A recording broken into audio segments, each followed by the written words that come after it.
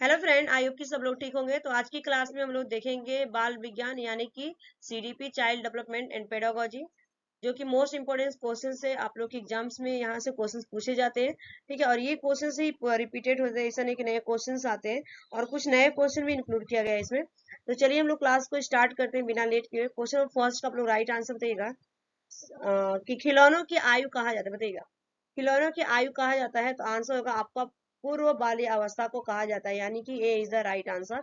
जो कि बच्चे खिलौने की आयु कहा जाता है, तो ये कितने साल से होता है? तो ये आपका, अगर मानो 1 से लेके ये 5 साल का जो बच्चा होता है खिलौने के साथ खेलता रहता है, इसीलिए इसको खिलौने की आयु कहा जाता है, प्री चाइल्ड। ठीक है, इसका राइट आंसर क्या होगा? A is the correct answer. Next question, निम्न में से कौन सी पूर्व बाल्य अवस्था विशेषता नहीं है? ठीक है, निम्न में से कौन सी पूर्व बाल्य अवस्था की विशेषता नहीं है? तो देखिए, आपका पूर्व बाल्य अवस्था की विशेषता पूछा गया था, यहाँ पे राइट आंसर होगा दल समूह में रहने की अवस्था।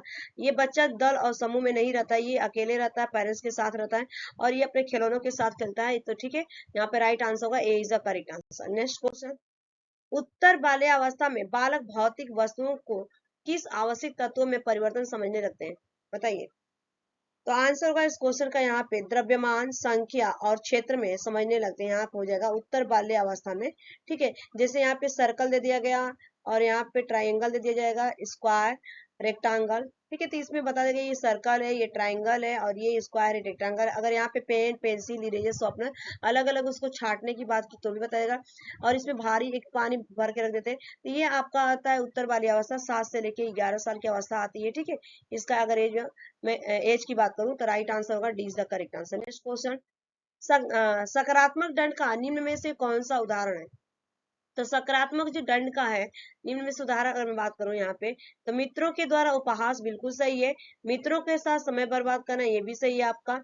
मीन मेक निकालना बंद करना ये भी है आपका। इनमें से सभी, तो राइट आंसर क्या होगा? D is the correct answer. लेकिन यूपीटेट में ये जब पूछा गया था ये क्वेश्चन, तो वहां पे आपका राइट आंसर सी था। अगर सीटेट की बात करूं तो यहाँ पे आंसर था आपका उपहास दिया गया था। लेकिन यहाँ पे सुपरटेट की अगर मैं बात करूं तो डी दिया गया, तो मुझे तो लगता है कि D is the right answer होगा। ठीक है, नेक्स्ट क्वेश्चन, किसी उद्दीपन के निरंतर दिए जाने से व्यवहार में होने वाला अस्थायी परिवर्तन कहलाता है। देखिए, जब हम कोई बच्चा बार बार प्रैक्टिस करता है, और प्रैक्टिस करने के बाद उसको बार बार अवार्ड दिया जाता है या पुरस्कार दिया जाता है, तो उसमें क्या होगा? तो उसको बच्चे को लगेगा कि बार बार उसको मोटिवेट किया जा रहा है। तो ये आपका अस्थायी अधिगम तो नहीं होगा यहाँ पे। और अधिगम की बात नहीं की जा रही, उसको क्या होता है? अभिप्रेरणा की बात की जा रही है। ठीक है, तो राइट आंसर क्या होगा? अस्थायी परिवर्तन कहलाता है। ठीक है, यहाँ पे राइट आंसर होगा। ठीक है, D is the correct answer इस क्वेश्चन का। नेक्स्ट क्वेश्चन, 6 से 10 वर्ष की अवस्था में बालक रुचि लेना प्रारंभ करते हैं। तो 6 से 10 वर्ष की अवस्था में बालक रुचि लेना प्रारंभ करते हैं। तो ये आपका जो 6 से 10 वर्ष, आप सभी को पता है कि जब बच्चा 6 से लेके 6 साल का हो जाता है, तो कहाँ पे रुचि लेता है, इंटरेस्ट लेता है? विद्यालय जाने, यानी कि स्कूल में उनको इंटरेस्ट आने लगता है, वो स्कूल जाना शुरू कर देता है। D is the right answer. Next question पर मूव करेंगे। ये रहा नेक्स्ट क्वेश्चन। नेक्स्ट क्वेश्चन का आंसर दीजिए कि समायोजन में तात्पर्य स्वयं का, समायोजन से तात्पर्य स्वयं का विभिन्न परिस्थितियों में अनुकूलन करना ताकि संतुष्ट किया जा सके। ठीक है, तो समायोजन से तात्पर्य स्वयं का विभिन्न परिस्थितियों में अनुकूलन करना ताकि संतुष्ट किया जा सके। तो आंसर होगा इस क्वेश्चन का आवश्यकताओं को। ठीक है, यहाँ पे अपनी आवश्यकताओं को। ठीक है, जब जब हमारी आवश्यकता पूर्ति होती है तब तब हम क्या होते हैं? संतुष्ट होते हैं, यानी कि D is the right answer. ठीक है, नेक्स्ट क्वेश्चन मूव करेंगे। निम्न में से कौन सा व्यवहार भावनात्मक बाधा को प्रदर्शित नहीं करता है? तो निम्न में से कौन सा व्यवहार भावनात्मक बाधा को प्रदर्शित नहीं करता है? तो देखिए, बाल अपराध भी आपको प्रदर्शित करता है, कमजोरों को डराना भी आपका, भागोड़पन भी आपका, लेकिन स्वालीनता नहीं। ठीक है, यहाँ पर राइट आंसर का D is the correct answer, स्वालीनता।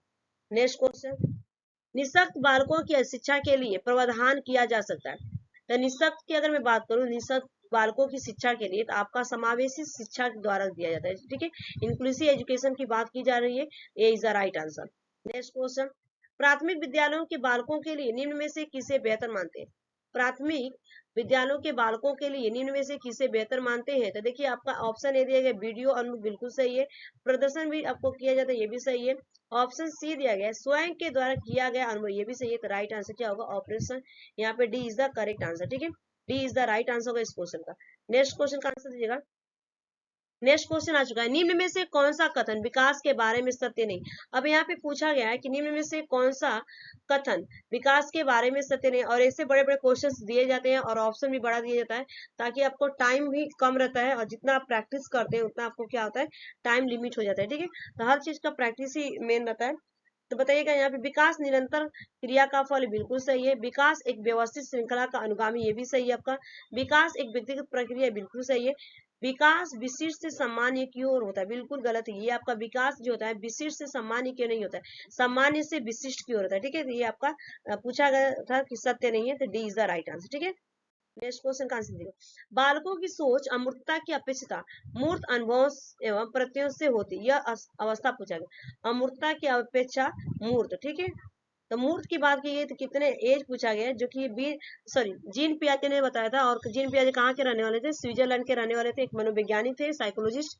तो उन्होंने 4 स्टेजेस बताई थी आपका प्री, ठीक है, तो इसका राइट आंसर क्या होगा यहाँ पे, 7 से लेके 12 वर्ष। ठीक है, 7 से 12 या 7 से 11 वर्ष होती है, जिसको हम कंक्रीट ऑपरेशनल स्टेज बोलते हैं। ठीक है, तो right answer is the correct answer. Next question, मानव विकास किन दोनों के योगदान का परिणाम, बताइए मानव विकास किन दोनों के योगदान का परिणाम है। तो आंसर होगा आपका यहाँ पे सी इज द करेक्ट आंसर, वंशानुक्रम एवं वातावरण का। ठीक है, 50-50 का रोल होता है, 50-50 का होता है, तो यहाँ पे right answer C is the correct answer. Next question, निम्न में से कौन पियाजे के अनुसार बौद्धिक विकास का निर्धारक तत्व नहीं, नॉट क्वेश्चन पूछा गया आपका, यहाँ पे मैंने अंडरलाइन कर दी हूँ। निम्न में से कौन पियाजे के अनुसार बौद्धिक विकास का निर्धारक तत्व नहीं है। तो देखिए आपका अनुभव है, संतुलीकरण है, और यहाँ पे सामाजिक संचरण की बात आपको कौन करते हैं, तो बाइगोस्की करते हैं, ले बाइगोस्की करते हैं। तो यहाँ पे राइट आंसर क्या होगा, A is the correct answer होगा इस क्वेश्चन। ठीक है, नेक्स्ट क्वेश्चन का आंसर दीजिएगा, समस्या के अर्थ को जानने की योग्यता वातावरण के दोषों, कमियों एवं वृत्तियों के प्रति सजगता विशेषता। ठीक है, तो ये समस्या के अर्थ को जानने की, तो प्रतिभाशाली बालकों, सामान्य बालकों की, सृजनशील बालकों की, या इनमें से कोई नहीं। इसमें राइट आंसर होगा सृजनशील बालकों। अप्रोप्रिएट आंसर लगाना रहता है मोस्ट जो होता है आपका। ठीक है, राइट आंसर क्या होगा यहाँ पे सी। वैसे तो आपको प्रतिभाशाली नहीं होगा, प्रतिभाशाली से आपका C is the better is the right answer होगा, C is the correct answer. ठीक है, नेक्स्ट क्वेश्चन का आंसर दीजिएगा, कि जिस प्रक्रिया में व्यक्ति दूसरों के व्यवहार को देखकर सीखता है, न कि प्रत्यक्ष अनुभव के को कहा जाता है। बताइए, मैंने दूसरे को देखकर जो चीज हम सीखते हैं, हर कोई दूसरे को ही देख के सीखता है। ठीक है, इसका राइट आंसर क्या होगा यहाँ पे, सामाजिक अधिगम। ठीक है, और सामाजिक अधिगम की बात कौन करते हैं, हमारे ले बाइगोस्की करते हैं। जितना हम सोशल लर्निंग से सीखते हैं ना, उतना हम खुद से नहीं सीखते। ठीक है, यानी कि A is the right answer. Next question, अधिगम को प्रभावित करने वाला व्यक्तिगत कारक पूछा गया है, कि अधिगम को कौन आपको प्रभावित करता है। तो अधिगम को आपको प्रभावित करता है आपका परिपक्वता एवं आयु। ठीक है, जितना हम परिपक्व होते हैं, मेच्योरिटी हमारे अंदर आती है, उतना हम क्या होते हैं, लर्निंग को हमारे क्या करते हैं, प्रभावित करते हैं, यानी कि D is the right answer. ठीक है, नेक्स्ट क्वेश्चन, गिलफोर्ड ने अपसारी चिंतन पद का प्रयोग किसके समान अर्थ में किया, बताइए।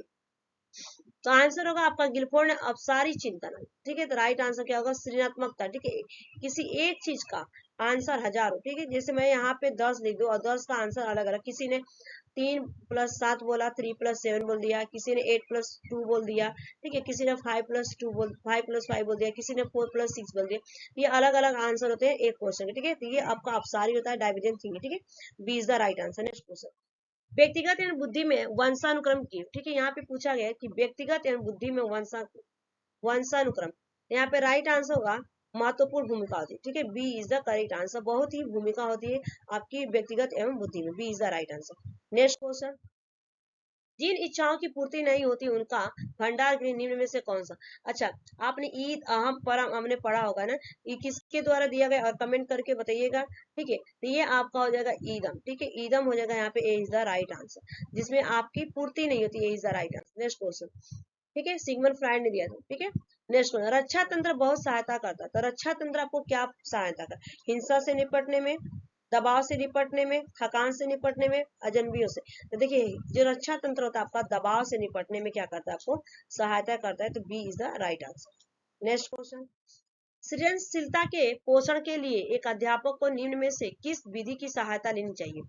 तो देखिए, सृजनशीलता के पोषण के लिए एक अध्यापक को आपको ब्रेन स्टॉर्मिंग, विचार वेश का आपका सहायता लेनी चाहिए, ए इज द राइट आंसर इस क्वेश्चन का। नेक्स्ट क्वेश्चन, शिक्षा का अधिकार अधिनियम 2009 में एक अध्यापक के लिए न्यूनतम कार्य घंटे प्रति सप्ताह निर्धारित किए गए।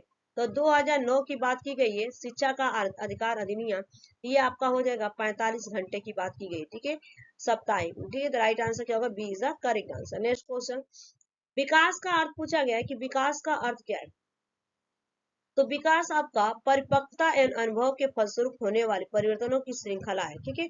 ये आपका राइट आंसर क्या होगा, D is the correct answer. Next question, सामान्य परिवर्तन से पहले प्रशिक्षित करना प्राय, सामान्य परिपक्वन से पहले प्रशिक्षित करना। तो आंसर होगा इस क्वेश्चन का यहाँ पे, देखिए, सामान्य कौशलों के निष्पादन के संदर्भ में बहुत लाभकारी है। ऑप्शन बी दिए, कुल मिलाकर हानिकारक होता है, बिल्कुल नहीं। दीर्घकालिक दृष्टि से लाभकारी होता है, लाभकारी हो या हानिकारक इस पर निर्भर करता है कि प्रशिक्षण में किस प्रकार की विधि का प्रयोग है, बिल्कुल सही है। आपका राइट आंसर क्या होगा, D is the correct answer होगा कि लाभकारी हो या हानिकारक, यह इस पर निर्भर करता है कि प्रशिक्षण में किस प्रकार की विधि का प्रयोग किया गया, बिल्कुल सही है, D is the right answer, ठीक है। नेक्स्ट क्वेश्चन का आंसर दीजिएगा आप लोग। ये रहा, विकास के संदर्भ में निम्न से कौन सा कथन सत्य नहीं है, विकास के संदर्भ में पूछा गया। तो विकास की प्रत्येक अवस्था के अपने खतरे होते, बिल्कुल सही है। विकास उकसाना बढ़ावा देने से नहीं होता है, बिल्कुल ये आपका नहीं होता है। विकास सांस्कृतिक परिवर्तन से प्रभावित होता है, बिल्कुल सही है। विकास की प्रत्येक अवस्था की अपनी विशेषता, बिल्कुल। द राइट आंसर क्या होगा यहाँ पे, विकास उकसाने या बढ़ावा देने से नहीं होता है, ठीक है। तो यही आपका हो जाएगा, B is the correct answer. Next question, निम्न में से कौन सा विकासात्मक कार्य उत्तर बाल्य अवस्था के उपयुक्त नहीं है। उत्तर वाली अवस्था के उपयुक्त नहीं है। तो देखिए, आपका सामान्य खेलों के लिए आवश्यक शारीरिक कुशलताएं सीखना, बिल्कुल सही है। पुरुषोचित या दियोचिता सामाजिक भूमिकाओं को प्राप्त करते, ये आपका नहीं होगा, ठीक है। B is the correct answer. नहीं पूछा गया था कि बाल्य अवस्था का नहीं है, ये हो जाएगा। ये आपके 30 क्वेश्चंस कंप्लीट हो गए। Thanks for watching this video. Bye bye, take care, have a nice day. Channel पे पहली बार हो तो लाइक शेयर सब्सक्राइब करिएगा।